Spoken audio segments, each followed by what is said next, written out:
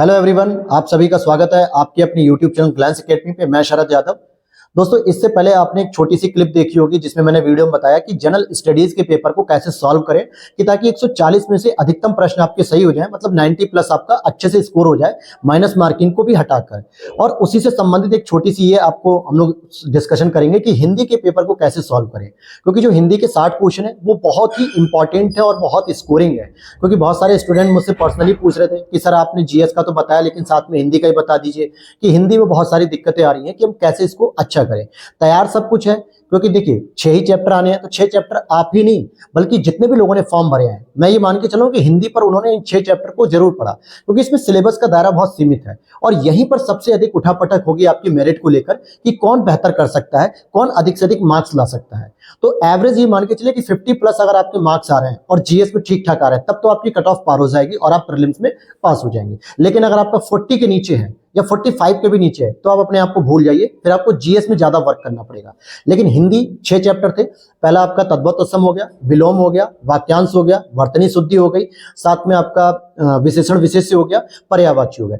तो ये 6 चैप्टर होने की वजह से मैक्सिमम स्टूडेंट ने मुझे पर्सनली बताया कि सर हमने बहुत अच्छे से तैयार कर रखा, बहुत सारी चीजें हो रही हैं, लेकिन इसमें इश्यू जो आ रहा है वो ये कि इसमें मार्क्स जो है कि अच्छे से नहीं हो पा रहे, इंक्रीज नहीं तरीके से। अब हम इसमें डिस्कशन करेंगे कि हिंदी के जो आपके 60 प्रश्न है, पहली चीज कि आपको 3 बातों का ध्यान रखना होगा जो गलतियां आपको नहीं करनी। अगर वो आप गलती कर गए तो ये मान के चलो कि आपको प्रश्न आ रहा था, आपने बहुत अच्छे से पढ़ा, चाहे हरदेव बहारी की बुक पढ़ी या घटना चक्र की सीरीज पढ़ी या आपने लूसेंट पढ़ी, आदित्य पब्लिकेशन, कोई भी बुक पढ़ी हो, आपकी सारी मेहनत व्यर्थ हो जाएगी। और समीक्षा अधिकारी का पेपर 2 से 3 साल में एक बार आता है, पीसीएस की तरह नहीं होता है, और इतनी बड़ी संख्या तो पहली बार आ रही है। तो इस तरीके से इस मौके को गंवाना ही है। तो कुछ ध्यान से समझिएगा, मैं कुछ 3 बातें कहूंगा। वो पहली बात कि आपको पेपर देखने में बहुत आसान लगेगा, और हिंदी जितनी आसान होती है दोस्तों उतनी ही कठिन होती है। मैं ये मान के चलता हूं कि इंग्लिश मीडियम वाले को इंग्लिश अच्छे से नहीं आती, हिंदी मीडियम वालों को हिंदी अच्छे से नहीं आती है। ये बिल्कुल सही बात है, फैक्ट बात है।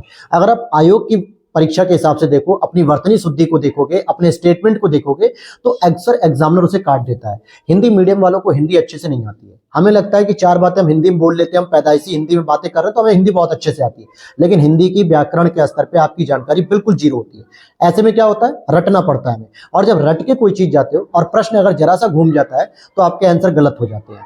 तो ध्यान देना कि पहली चीज में आपको जो ध्यान रखनी है वो क्या ध्यान रखनी है, उसमें जो भी जितने भी शब्द आते हैं उसमें मिक्स रूप से आपको ध्यान देना है कि वर्तनी शुद्धि का बहुत ध्यान देना है। अब जैसे कई सारे शब्द होते हैं जो एक ही जैसे लगते हैं, लेकिन उसमें बहुत छोटे छोटे अंतर होते हैं। अगर आपने वर्तनी शुद्धि चैप्टर पढ़ा है तो ये बिल्कुल मत समझना कि केवल वर्तनी में ही आते हैं।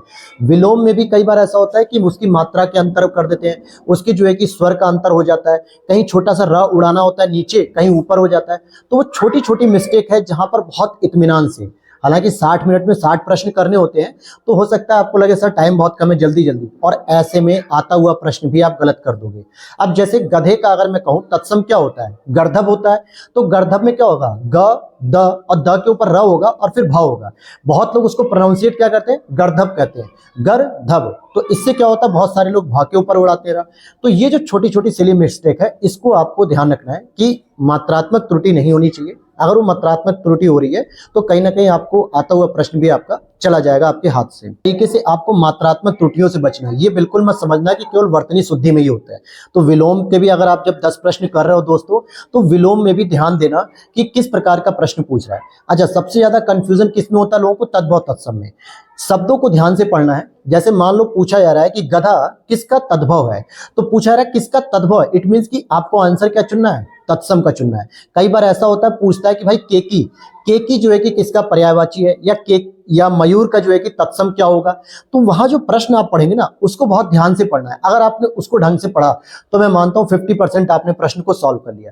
अगर व्याख्या, इट मींस की जो 4 ऑप्शन दिए, अगर उसको मात्रात्मक रूप से आपने सही से पढ़ा है तो आपका प्रश्न सही होगा। क्योंकि बहुत सारे बच्चे गलती कर रहे हैं, पेपर में स्कोर नहीं हो रहा है, वर्तनी शुद्धि को वो क्या कर रहे हैं, केवल 10 प्रश्न जो आते हैं वर्तनी शुद्धि के वाक्य के साथ केवल वही ध्यान दे रहे हैं। जबकि हिंदी का तो दोस्तों मतलब ही है कि आपको विलोम में, पर्यायवाची में, विशेषण में, मतलब विशेषण विशेष्य, तद्भव तत्सम, वाक्यांश, इस सभी में आपको ध्यान देना चाहिए वर्तनी का। क्योंकि जब मैं प्रैक्टिस करा रहा था और बहुत सारे लोगों के कमेंट आ रहे थे कि सर इसमें हमसे सही नहीं हो पा रहा है, क्यों? क्योंकि नॉर्मली उन्होंने जो प्रोनाउंसिएशन किया होता है उसी प्रोनाउंसिएशन को वो वहां ढूंढते हैं एग्जाम में, जबकि आपका प्रोनाउंसिएशन तो गलत है। तो आपको मात्रात्मक त्रुटियों से बचना है। दूसरा, जो विशेषण विशेष्य वाले प्रश्न है उसमें बहुत सारे लोगों को कंफ्यूजन हो रहा था, सर यूट्यूब पे भी नहीं मिल रहा है, बुक्स में भी नहीं मिल रहा है। तो आपने जितना भी विशेषण विशेष्य पढ़ा हो उसमें ध्यान देना है, कीवर्ड्स बता रहा हूं, आप चाहे तो आज भी बुक निकाल के देख लो। जितने भी विशेषण होते हैं वो कहीं ना कहीं प्रत्यय से बनते हैं।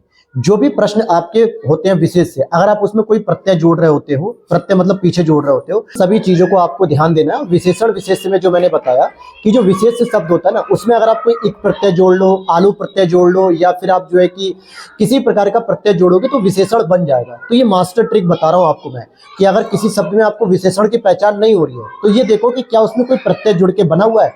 जैसे अधिकार में अधिकारिक, तो अधिकार क्या हो गया, विशेष से, जिसका विशेषण आपका क्या बनेगा, एक प्रत्यय जोड़ के अधिकारी। तो इस तरीके की चीजों को अगर आप करोगे तो आपके हिंदी में प्रश्न भी बहुत अच्छे होंगे। तो मिलते हैं नेक्स्ट वीडियो में। Thanks for watching.